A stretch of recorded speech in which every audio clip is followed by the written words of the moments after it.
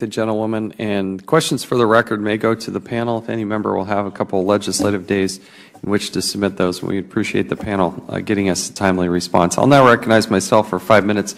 And Mr. Fitton, I would like to start with you. I really want to talk about the Federal Housing Finance Agency, which in September of 2008, as you know, seized Fannie Mae and Freddie Mac.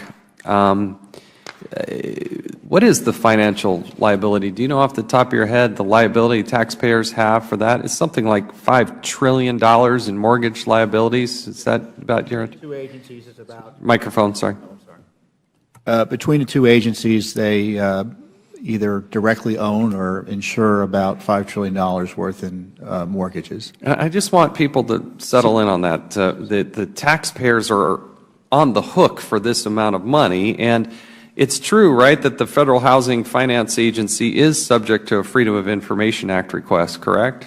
Generally speaking, yes. In May of 2009, Judicial Watch put in a FOIA request for documents related to political contributions made by Fannie Mae and Freddie Mac. How did the FHFA respond to that FOIA request? They acknowledged the records were in their custody and control, but they were not agency records subject to disclosure under FOIA. And the FHFA denied the FOIA request, saying the agency, quote, did not control them. So are Fannie and Freddie wholly operated by the federal government now? Who's actually running that agency, those entities?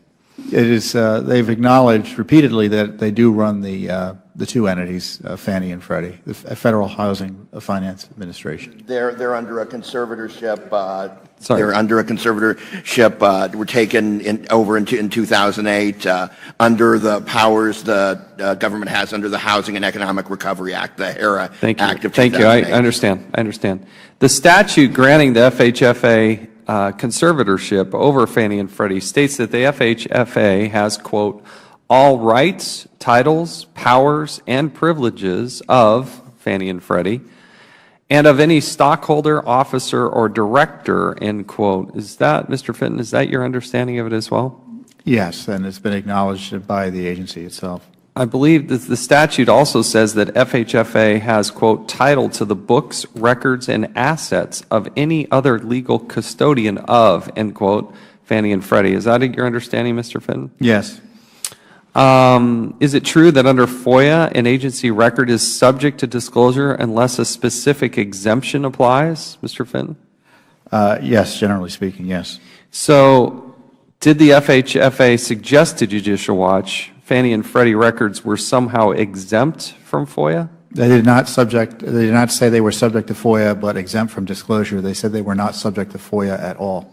So how does one conclude that Fannie and Freddie are not subject to FOIA?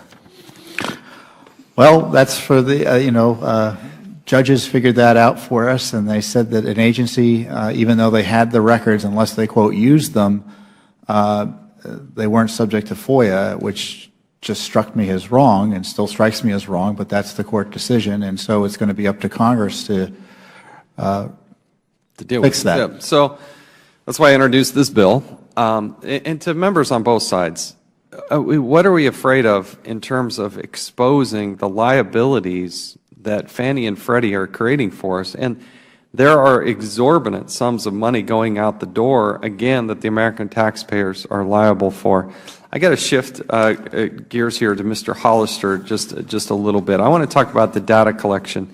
If you can kind of explain in layman's terms how the DUNS number works, because things are given a code, and Dun & Bradstreet, a contractor, that system is owned by Dun & Bradstreet. Could you kind of explain that to us and how that works and what it costs the taxpayers to do? Yes, sir. In the 1990s, the General Services Administration contracted with Dun & Bradstreet to track federal contractors government-wide. Dun & Bradstreet operates the system that does this. Now, that's pretty normal as far as federal practice goes. What's unique is that the contract doesn't just give Dun & Bradstreet the ownership of the system that's used to track the contractors. It also gives Dun & Bradstreet an interest in the identification code itself. This means that nobody can use the information that's encoded using that number unless they purchase a license from Dun & Bradstreet. Now, the federal government has a government-wide license, applies to most agencies. It doesn't apply to special purpose entities like the Recovery Board, which is why Recovery Act spending had to go dark, because they didn't have a license. But it doesn't apply to citizens. Citizens, researchers, journalists, they can't download and analyze information about federal spending unless they purchase a license from Dun & Bradstreet. That means they pay for the information twice. So the American taxpayers, they pay for the government, right? And the government has a contract, but you're saying that the taxpayers who already paid once have to go back and get another license. That's right, sir. They have to pay again because there is the Dun & Bradstreet, which is itself a private sector contractor, has an ownership interest in the information about contractors.